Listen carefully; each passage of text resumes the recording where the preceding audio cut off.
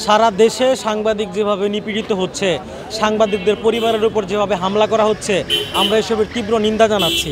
এছাড়া সম্প্রতি আমরা নরসিংদীর সাংবাদিক, নরসিংদীর পাশেই গাজীপুর জেলা, আমাদের সহকর্মী, আমাদের পার্শ্ববর্তী জেলার সহকর্মীকে যেভাবে নৃশংসভাবে হত্যা করা হয়েছে, এটা আসলে কোনো মানুষকে এভাবে করতে পারে না। তো একজন সাংবাদিকের উপর প্রতিবার এভাবে হামলা করা হচ্ছে। একেবারে গাজীপুরের সাংবাদিক থেকে শুরু করে সাগররুনি হত্যাকাণ্ড, কোনো হত্যাকাণ্ডের আমরা বিচার পাই না এখনও পর্যন্ত। আর প্রশাসনিক অবস্থা যদি বলি, যে প্রশাসন আসলে কি করছে, কাদের জন্য কাজ করছে, সেটা আসলে প্রশ্নবিদ্ধ। একজন সাংবাদিক হিসাবে ব্যক্তিগতভাবে আমি চাইবো যে আমি স্বাধীনভাবে আমার মতো কাজটা করব, আমার সাংবাদিকতা করব, আমি আমার পরিবার পরিজন এবং ব্যক্তিগত জীবনে খুব শান্তিপূর্ণভাবে নিরাপদে জীবনযাপন করব। কিন্তু সেই নিরাপত্তাটা আমরা পাচ্ছি কোথায়?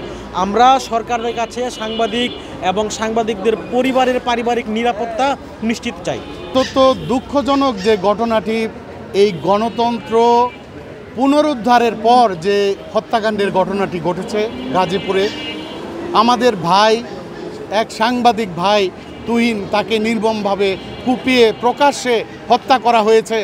অথচ এই স্বৈরাচারী সরকারের বিরুদ্ধে এই ছাত্র জনতাই কিন্তু আন্দোলন করেছিল।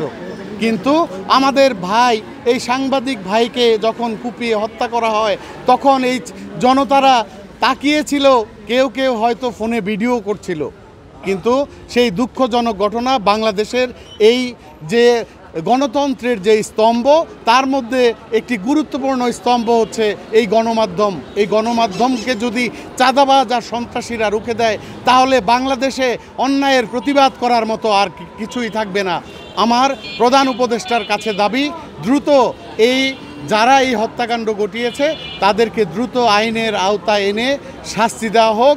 এবং বাংলাদেশ সেনাবাহিনীর কাছে আমার দ্রুত অনুরোধ করছি বাংলাদেশ সেনাবাহিনীকে, তারা যেন এই হত্যা সন্ত্রাসের বিরুদ্ধে পদক্ষেপ গ্রহণ করে, নয়তো আমরা আমাদের বাংলাদেশের গণতন্ত্র লুণ্ঠিত হবে।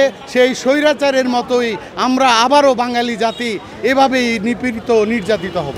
আমরা যেমনটি দেখছি যে আসলে সাংবাদিকদের উপরে হামলা, সাংবাদিকদেরকে হত্যা, এটা আসলে নতুন কিছু নয়, এটা পূর্বে থেকে আমরা দেখে আসছি। এবং আমাদের যেটা মনে হচ্ছে যে এটা যেভাবে এই হত্যাকাণ্ড এবং সাংবাদিকদের উপরে হামলা বেড়েই চলেছে, আসলে সাংবাদিকরা নিরাপদ নয়। সাংবাদিকদের নিরাপত্তা দেওয়ার দায়িত্ব হচ্ছে রাষ্ট্র। তো রাষ্ট্র যদি এটা নিরাপত্তা দিতে না পারে, সেক্ষেত্রে সাংবাদিকরা কোথায় যাবে? এবং সত্য লেখার ফলে যদি আসলে এইরকম হামলা, হত্যা, এরকম ঘটনা ঘটে, আসলে সত্য তুলে ধরার দায়িত্বটা আমাদের। সত্যটা কে তুলে ধরবে? তো সেক্ষেত্রে আমরা যেটা মনে করি যে এরকম হত্যাকাণ্ড, এরকম আক্রমণ, এরকম হামলা হলে আসলে সত্যটা কেউ তুলে ধরতে চাইবে না। এটা হচ্ছে গণমাধ্যমের যেই গলা চেপে ধরা, সেটিরই একটা লক্ষণ আমরা দেখতে পাচ্ছি, এরকম হচ্ছে। তো সেক্ষেত্রে আমার যেটা মনে হয়, সাংবাদিকরা ঐক্যবদ্ধ হয়েছে, সারা জেলায় মানববন্ধন হচ্ছে, আমরা মানববন্ধন পালন করছি। এরকমভাবে আসলে আমাদের একজনের বিপদ আরেকজনের থাকা উচিত, এবং একজনের বিপদ আমরা যদি ঐক্যবদ্ধভাবে হতে পারি, তাহলে আমাদের মনে হয় যে আসলে এই জিনিসগুলো আমরা কমিয়ে নিয়ে আসতে পারবো। এবং এরকম ঘটনাগুলোর আমরা দৃষ্টান্তমূলক শাস্তি চাই।